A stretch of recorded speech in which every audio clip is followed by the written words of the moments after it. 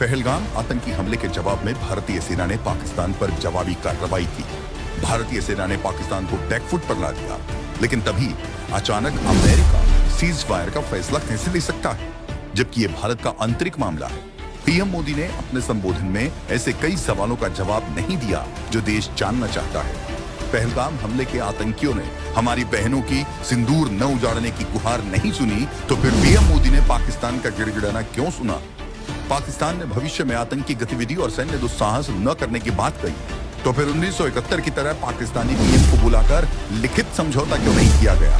भारत से पहले ट्रंप ने भारत पाकिस्तान के बीच सीजफायर का ऐलान कैसे किया? इतना ही नहीं, उन्होंने लिखा कि उन्होंने दोनों देशों को ट्रेड रोकने की धमकी दी। क्यों भारत के आंतरिक मामलों में किसी विदेशी ताकत का दखल बर्दाश्त किया गया? लेकिन पीएम मोदी ने इस बारे में एक शब्द नहीं बोला। आज भारत अमेरिका के आगे इतना मजबूर क्यों है? मोदी जी बताएं, क्या पहलगाम और पाकिस्तानी हमले में मारे गए लोगों और शहीदों का बदला पूरा हो गया? क्या इस बात की गारंटी है कि पाकिस्तान आगे ऐसी घटिया हरकत नहीं करेगा? जब हमारी भारतीय सेना ने रंथल से लेकर नब तक पाकिस्तान को चारों खाने चित कर दिया था, तो फिर पीओ के लिए बिना मोदी जी ने सीज फायर क्यों किया? ये सवाल आज सिर्फ हम नहीं, पूरा देश पूछ रहा है, और पूरा देश कह रहा है पीओके का छोड़ा मौका, मोदी का देश को धोखा। पूरे भारतवर्ष की एक एक व्यक्ति की इस वक्त ये इच्छा है कि पाक ऑक्युपाइड कश्मीर को ही वापस लाना चाहिए, तभी इस समस्या का निर्णायक समाधान हो सकता है। पाकिस्तान की तरफ से गुहार लगाई गई, पाकिस्तान की तरफ से जब ये कहा गया कि उसकी ओर से आगे कोई आतंकी गतिविधि और सैन्य दुस्साहस नहीं दिखाया जाएगा, तो भारत ने भी उस पर विचार किया। सीजफायर रुकना नहीं चाहिए, करना नहीं चाहिए, उनको कॉम्प्रोमाइज नहीं करना चाहिए। डायरेक्ट हमको पीओ को लेना अभी मौका है, पीओ को लेने के लिए।